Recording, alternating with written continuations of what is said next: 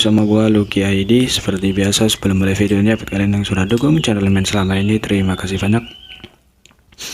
Buat kalian juga yang belum subscribe, silahkan di subscribe karena subscribe itu gratis, tidak bayar. Dan buat kalian juga yang sudah donasi, terima kasih banyak, semoga dilancarkan rezekinya, amin. Seperti biasa sebelum mulai videonya, langkah baiknya untuk kalian like video ini dan itu uang parkir guys. Terima kasih dan selamat menonton. Kita bacain novel Murder Pact chapter 5830. Di sini diceritakan dalam kehampaan yang luas, pasukan klan tinta yang tak terhitung jumlahnya terlibat dalam pertempuran sengit. Kapal perang terbang satu demi satu melepaskan teknik rahasia mereka. Dengan kekuatan level breaking, Divine lancam meletus dan awan tinta hitam menutupi langit. Di medan perang yang kacau, kehidupan layu setiap saat. Salah satu kapal perang tidak mampu menahan serangan kekerasan dari master klan tinta, dan ketika susunan berlindung rusak itu benar-benar hancur. Sebelum kapal perang dihancurkan, beberapa sosok terbang keluar dan bergegas ke barisan musuh melepaskan kekuatan hidup terakhir mereka. Tempat berkumpulnya klan tinta menjadi sasaran para master ras manusia. Dengan kekuatan artefak, ruang hampa besar dibuat. Sejak tentara Cihua menginvasi domain E5, tidak diketahui berapa kali mereka terlibat dalam pembantaian brutal ini. Pertempuran di medan perang utama berjalan lancar, dan di luar medan perang utama ada banyak medan perang yang terpisah. Ini adalah medan yang antara Tuan dua ras, Orde ke-8 ras manusia, ras suci, Tuan wilayah klan tinta, dan Pesudo Jarod semuanya terlibat dalam pertempuran sengit di medan perang ini. Dari waktu ke waktu aura naga dan ponik akan terdengar, dan bahkan di ruang kosong ini suara auman mereka dapat terdengar dengan jelas di kedua sisi. Pertempuran di setiap medan perang sangat sengit. Tentara Cihua tidak memiliki Master Orde ke-9 yang bertanggung jawab. Jadi ketika dihadapkan dengan Pesudo Jarod klan tinta, para Master Open Heaven Orde ke-8 hanya bisa membentuk formasi pertempuran untuk melawan mereka. Seringkali satu Pesudo Jarod menahan 5 atau 6 Master Open Heaven Orde ke-8.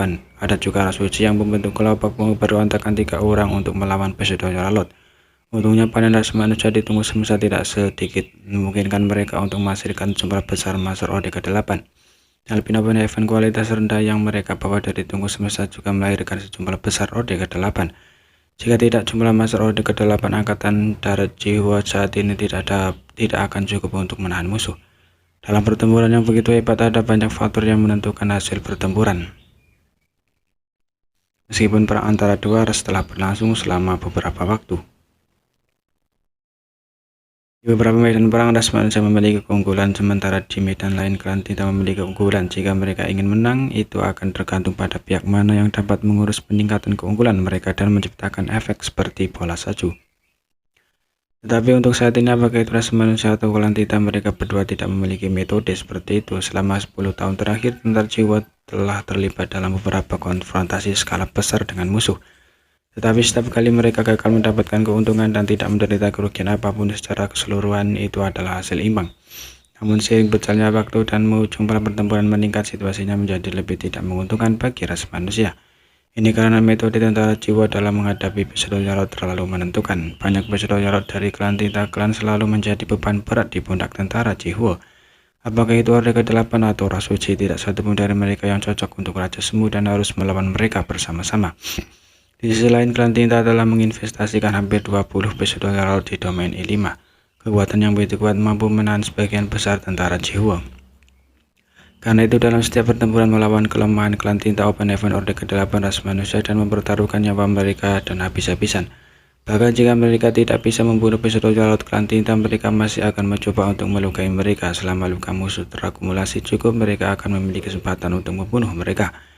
Dengan demikian, meskipun Pesudo Jarod klan tinta terus-menerus terluka, banyak dari Orde ke-8 ras manusia juga telah meninggal. Selama 10 tahun terakhir, hanya jumlah Master Open Heaven Orde ke-8 yang telah mati di tangan para Raja Semu ini berjumlah hampir 200. Masing-masing Master Open Heaven Orde ke-8 ini telah menggunakan kekuatan bunuh mereka sebelum kematian mereka, menyebabkan kerusakan yang tidak dapat diperbaiki pada musuh mereka. 200 Orde ke-8 adalah angka yang sulit untuk diabaikan. Di masa lalu hanya ada beberapa ratus kultivator Orde ke-8 di berbagai celah di Gunung Battlefield. Itu juga karena pondasi ras manusia telah menjadi jauh lebih kuat, memungkinkan mereka untuk terus-menerus menghasilkan Master Open Heaven Orde ke-8 untuk menahan kerugian seperti itu. Dengan ras manusia menggunakan metode ini untuk melawan Pesudo Jarod, tanggapan klan tinta sangat sederhana. Mereka akan menarik Pesudo Jarod yang tidak bisa lagi melawan untuk memulihkan diri di Northern Pass.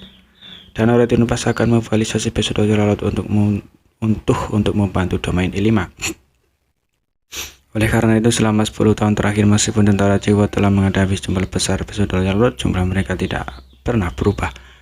Masih ada sejumlah besar episode laut yang bersiaga di Noretin Pas, tapi Monaya tidak mengirim mereka semua ke medan perang. Pertama, Noretin Pas membutuhkan penjaga yang kuat, dan kedua, itu disengaja.